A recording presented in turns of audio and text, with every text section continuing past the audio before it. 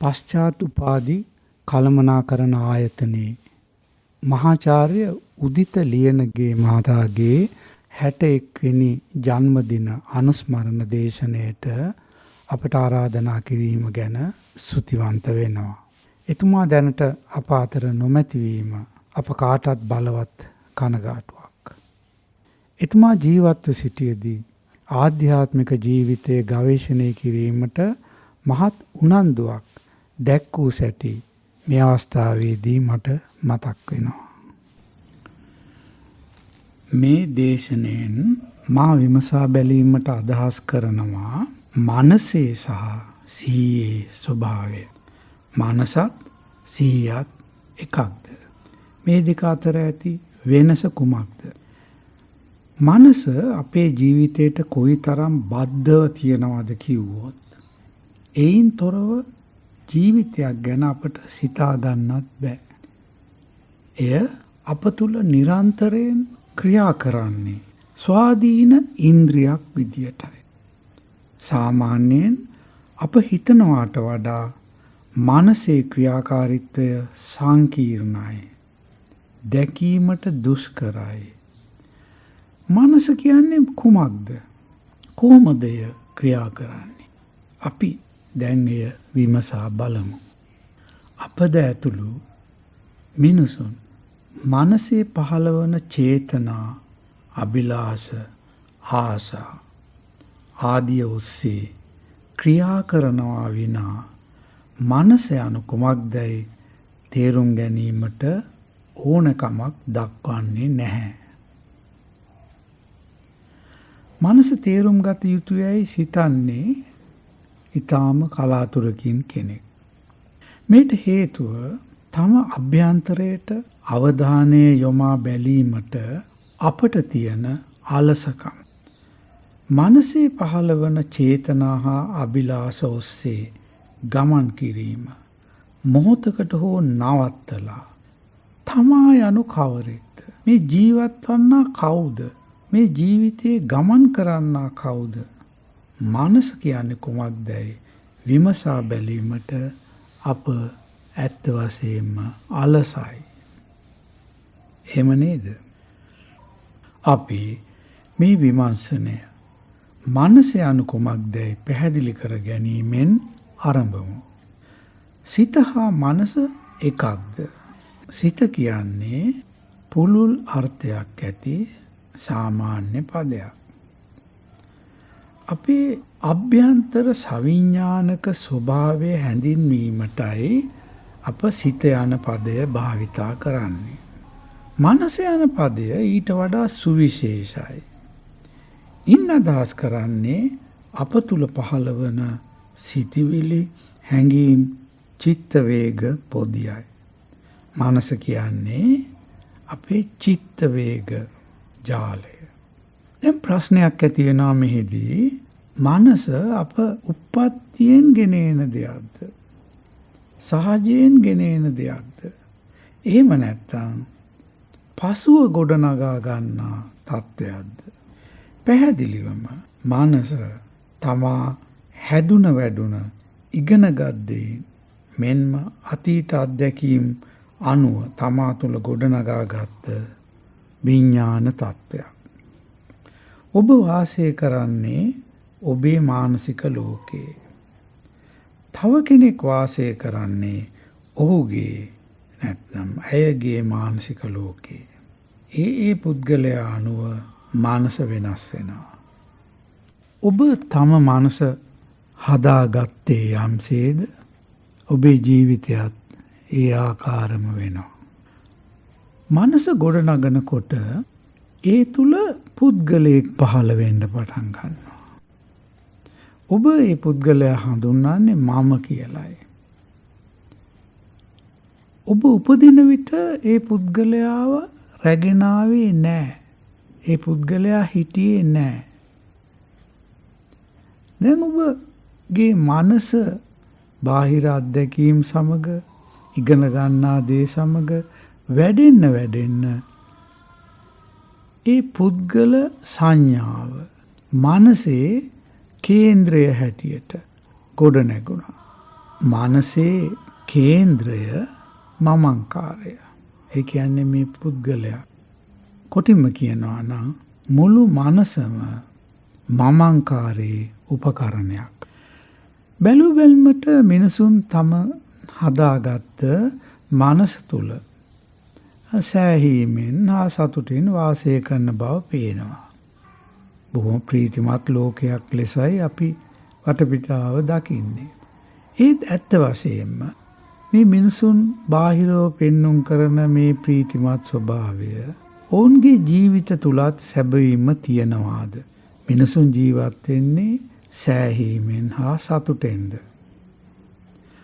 දැන් කවර හෝ පුද්ගලයෙකුට සමීපව බලන විට ඔහු බොහෝ මානසික ගැටලු වලින් පෙළෙන, නොඑක් විදිහේ අසහන, බය, පශ්චාත්තාප වලින් පෙළෙන, ඒවා යටපත් කරගෙන වාසය කරන කෙනෙක් බව පේනවා.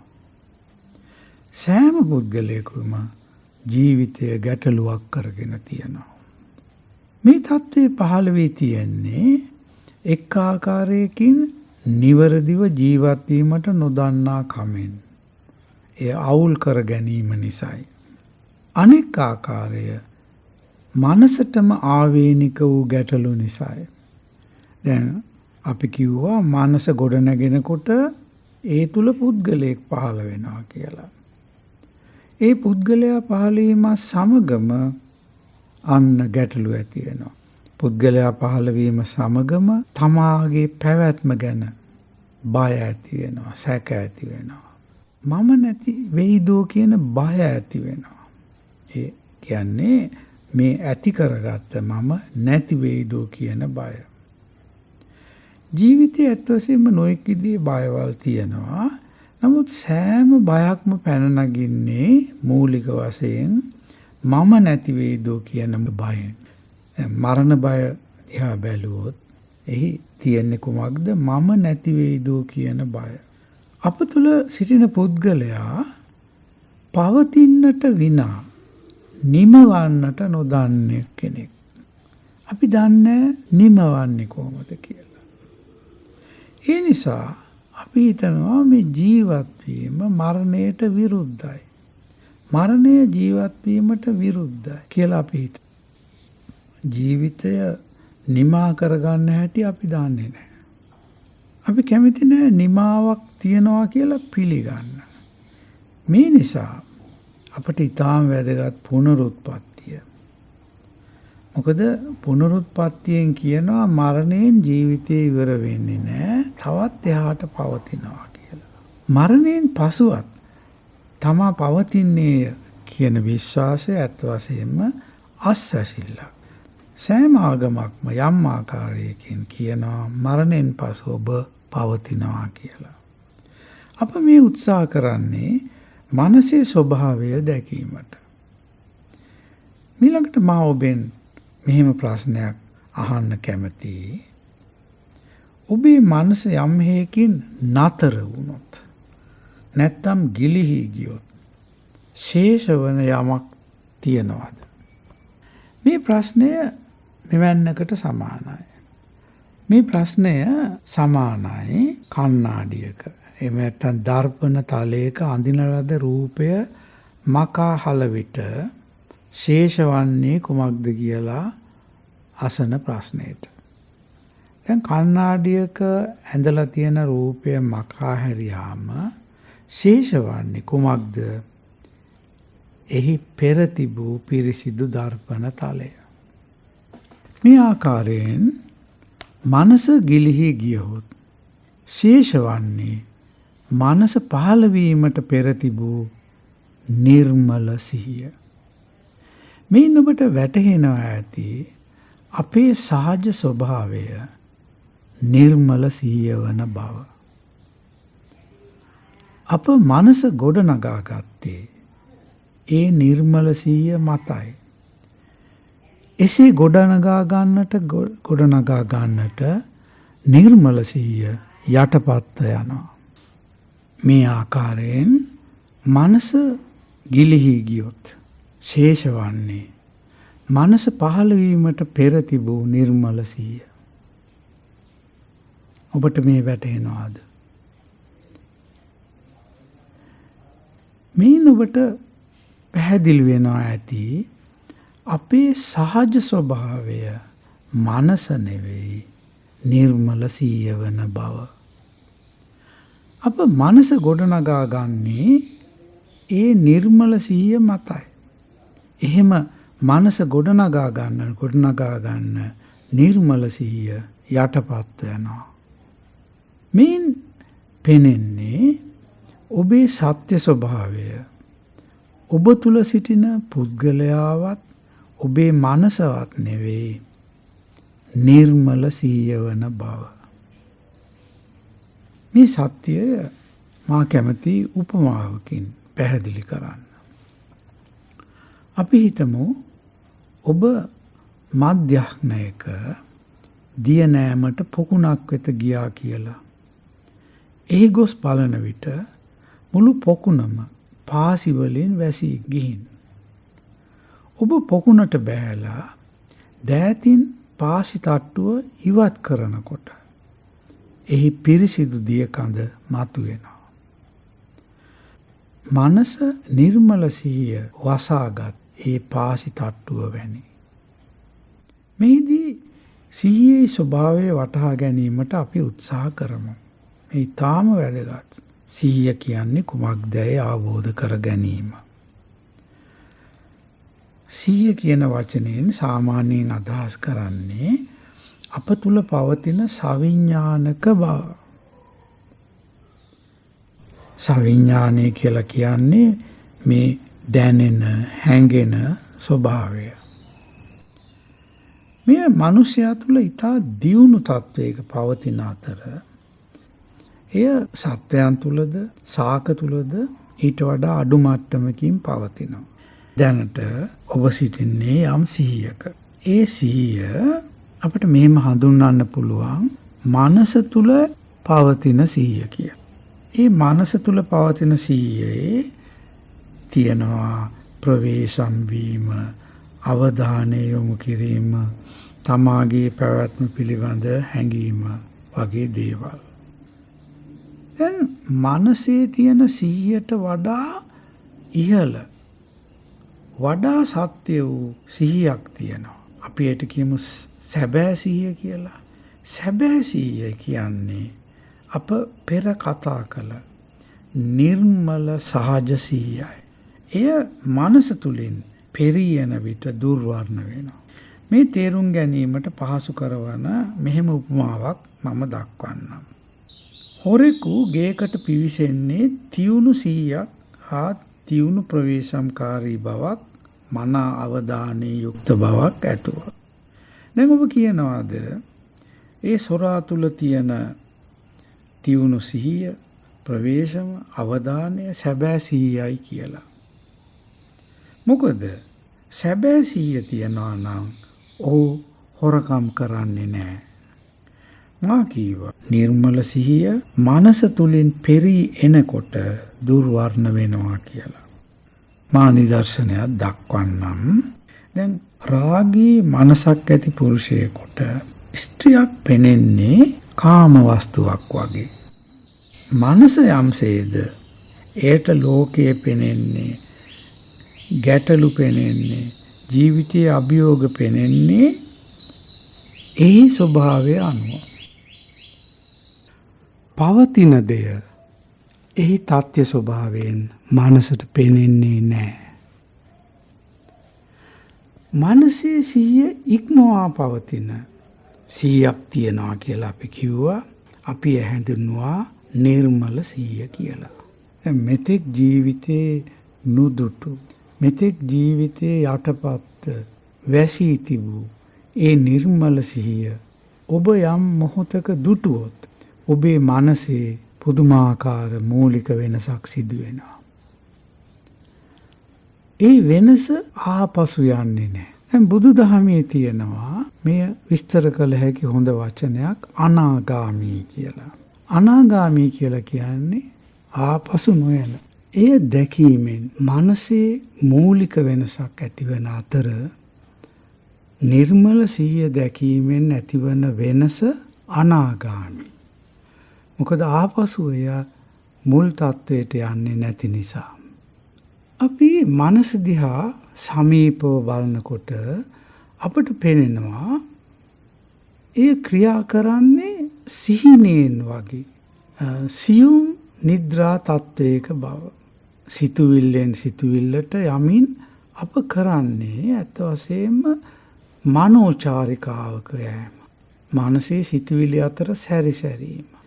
මේ සිතුවිලි දවල් සිහින හා සමානයි. එයින්ම ගම්‍ය වෙනවා. මනස පවතින්නේ සියුම් නිද්‍රාශීලී අවස්ථාවක බව. අප ජීවත් වන්නේ මේ මානසික නිද්‍රාව තුලයි. අප ජීවිතයේ පෙළෙන පීඩා වේදනා ශෝක සියල්ල මේ මානසික නින්දේදී අත්දකින සිහිනයි. නිර්මල සිහිය කියන්නේ ඒ මානසික නින්දෙන් පූර්ණව අවදියට පත් වූ අවස්ථාවයි. අපට දැන් මනසේ සහ නිර්මල සිහියේ වෙනස විමසා බලන්න පුළුවන්. අපි ආරම්භයේදී ඇහුවා මනසත් සිහියත් එකක්ද කියලා. අපි බලමු මනසේ සහ සිහියේ වෙනස. දැන් මනස තුල තියෙනවා පහව නොයන අසහනයක්. සෑම මනසක්ම අසහනකාරී. මේට හේතුව මනස සුඛකාමී. ඒ නිරන්තරයෙන්ම සුඛ ආස්වාද සොයනවා. මේ සුඛ තෘෂ්ණාව නිසායි මනස සිතුවිල්ලෙන් සිතුවලට පනිමින් යන්නේ. අත් වශයෙන්ම සිතුවිල්ලෙන් සිතුවලට පනින්නේ වැඩි සුඛ ආස්වාදයක් තියෙන අරමුණක් අල්ලා ගන්න. එය නොලැබෙන විට ඇති වෙනවා අසහනය. මනසේ මෙහෙම අසහනයක් තිබුණත් නිර්මල සිහියේ කිසිම ආකාරයක අසහනයක් නැහැ. ඊළඟට මනස දිහා බලනකොට අපිට පේනවා මනස චංචලයි. නිර්මල සිහිය නිශ්චලයි. මනසට කිසිදු අරමුණක් පිහිටා යම් වේලාවක් සිටින්න බෑ. එය කොතෙකුත් වානරයෙක් අත්ෙන් අත්තට පනිනවා වගේ අරමුණෙන් අරමුණට පනිනවා. නිර්මල සිහිය අපි කියවා නිශ්චලයි. නිර්මල සිහිය ඔබ සමාධිගත කරනවා. තව වෙනසක්. මනසට කොතෙක් ලැබුණත් මදි. මනස දන්නේ නැහැ ලද දෙයින් සෑහී සිටින්න. මොකක්ද මේන් ගම්‍ය වන්නේ? මනස කිසිවකින් නොපිරෙන ඌනතාවකින් පෙළෙන බවයි. නිර්මල සිහිය තුල ඒ ඌනතාව නැහැ. නිර්මල සිහිය තුල ඔබ අත්දකින්නේ පරිපූර්ණත්වය. ඒ පරිපූර්ණත්වය ජීවිතයේ කිසිම බාහිර දෙයකින් කිසිම මානසික සංකල්පනාවකින් හැඟීමකින් ලබන්න බෑ. ඒ සුද්ධ සිහියේ තියෙන පූර්ණත්වය ලෝකයේ කිසිම දෙයකින් ලබන්න බෑ. තව මනස පිළිබඳ ඊටාම මූලික සත්‍යයක් නම් මනස තුල උන්මත්තක භවයේ බීජය තියෙනවා. සෑම පුද්ගලයෙක්ම ඒ උන්මත්තක භව යටපත් කරගෙනයි ජීවත් වෙන්නේ. ඒත් ජීවිතේ යම් යම් අභියෝගකාරී අවස්ථාවලදී ඒ උමතුව මතුවෙනවා. ද්වේෂය, රාගය, ශෝකය, භය, ඊර්ෂ්‍යාව ආදී කවර හෝ චිත්ත වේගයක් උත්සන්න වීමත් සමගම අර මනසේ තියෙන උන්මත්තක භාවය මතුවෙනවා. මේ උන්මත්තක භාවයට ප්‍රතිකාරය සිහිය අවදි කර ගැනීම. තම මනසේ උන්මත්තක ආවේග, හැඟීම්, ප්‍රවණතා යටපත් කර ගැනීම සිහියෙන් යුක්ත ජීවිතයක් ගත කිරීමට ඉතාම අවශ්‍යයි. මනස තුල තියෙන මේ උන්මත්තක බව විවිධ ස්වરૂප ගන්නවා. දැන් අපි කිව්වා ද්වේෂය, එහි ලක්ෂණයක්. ඒ වගේම මුලාව, ඒ මනසේ උන්මත්තක භවයේ ලක්ෂණයක්. මනස ක්‍රියා කරන්නේ ඒ මුලාවෙන් පහළවන මායාලෝකේ. දැන් මායාව කියලා කියන්නේ නැති දෙයක් තිබෙනවා වගේ පෙනෙන එකට. සෑම ආශාවක් තුලම මුලාවක් තියෙන බව ඔබ තේරුම් අරගෙන තියෙනවා. සෑම ශෝකයක් තුලම මුලාවක් ඇති බව ඔබ තේරුම් අරගෙන තියෙනවාද? මුලාවකින් අවදිවන හැම විටම ඔබ සිහියටපත් වෙනවා. තව මනසේ ලක්ෂණයක් තමයි මනස මුළුමනින්ම ආත්මාර්ථකාමී. අපි දුටුවා එය මමංකාරය කේන්ද්‍ර කරගෙන පවතිනක් බව. ඒ නිසා මනස ආත්මාර්ථකාමී. අප කතා කරන නිර්මල සිහිය තුල ආත්මාර්ථකාමීත්වයක් නැහැ. එය හඳුන්වන්න පුළුවන් නිර්මාමක තත්ත්වයක් හැටියට. අප මේ කළ සංසන්දනය අනුව පෙනෙනවා මනසට වඩා සිහිය කෙතරම් වෙනස්ද? මනසට වඩා සිහිය කෙතරම් පිරිසිදුද? මනස තුල ජීවත් වීම නිෂ්ඵලයි. ඒ තුල කවදාවත් ඔබ සොයන සතුට, සැනසෙල්ල, සංහිඳියාව හමුවන්නේ නැහැ. මනස තුල සිට කෙතරම් හිත හදාගන්න බැලුවත් ශෝකයෙන් මිදෙන්න බෑ. මනසේ ඇතිවන ප්‍රශ්න මනසට විසඳා ගන්න බෑ. ඇත්ත වශයෙන්ම නිර්මල සිහිය කෙතරම් අර්ථවත්දයි කිව්වොත් ඒ තුල ගත කරන එක් මොහොතක් මනස තුල ගත කරන දිනයකටත් වඩා අර්ථවත්.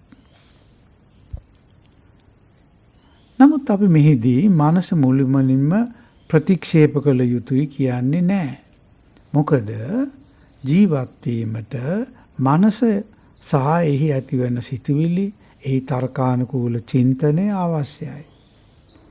ජීවිතයේ යම් යම් අවස්ථාවල ගැටලු निराකරණය කරන්න, හොඳ නරක විනිශ්චය කරන්න, සැලසුම් කරන්න, ඒ වගේම ඉගෙනීමට මනසේ තියෙන බුද්ධියෙන් සිටීම අවශ්‍යයි. දැන් අවශ්‍ය විට මනස භාවිතා කරලා අනවශ්‍ය විට මනසෙන් මිදිලා මනස නැතුව අපිට ජීවත් වෙන්න පුළුවන්ද? මුළු ජීවිතේම මනස නැමැති පටු විඥානයේ තුල ගත කිරීම ජීවිතය නිකරුණේ වැය කර ගැනීමක්. මේ මනසේ මෝහ නිද්‍රාවෙන් අවදි වීම ඉතාම අවශ්‍යයි. එසේනම් කොහොමද අපි ඒ සුද්ධ සිහිය, පූර්ණ සිහිය අවදි කරගන්නේ? මේදී පූර්ණ සිහිය හෙවත් නිර්මල සිහිය අපිට මෙහෙම විස්තර කරන්න ඕන. සංකල්ප මවා ගැනීමෙන් පළක් වන්නේ නැහැ. දැන් අපි සුද්ධ සිහිය ගැන කතා කරා. නමුත් ඒ පිළිබඳ සංකල්පයක් ඔබ ඇති කර ගැනීමෙන් පළක් වන්නේ නැහැ. මක් නිසාද කිව්වොත් මනසට බෑ ඒ පූර්ණ සිහිය, සුද්ධ සිහිය සිතා ගන්න. ඒ නිසා ඔබට කළ හැක්කේ මනස යම් මුලාවක් ඔස්සේ යන විට එය දකින සෝදිසියෙන් ඉඳලා මුලාවක් බව ඒ මොහොතේම දැකීමයි. එහෙම මුලාවකින් අවදිවන සෑම විටම ඔබේ පිරිසිදු සිහියේ අවදිවීමක් සිදු වෙනවා. මෙහෙම මුලාවෙන් අවදියට, අවදියෙන් වඩාත් අවදියට යමින් සිටින යම් මොහොතක ඒ නිර්මල සිහිය පූර්ණ වශයෙන් ඔබට නිරාවරණය වන්නට පුළුවන්.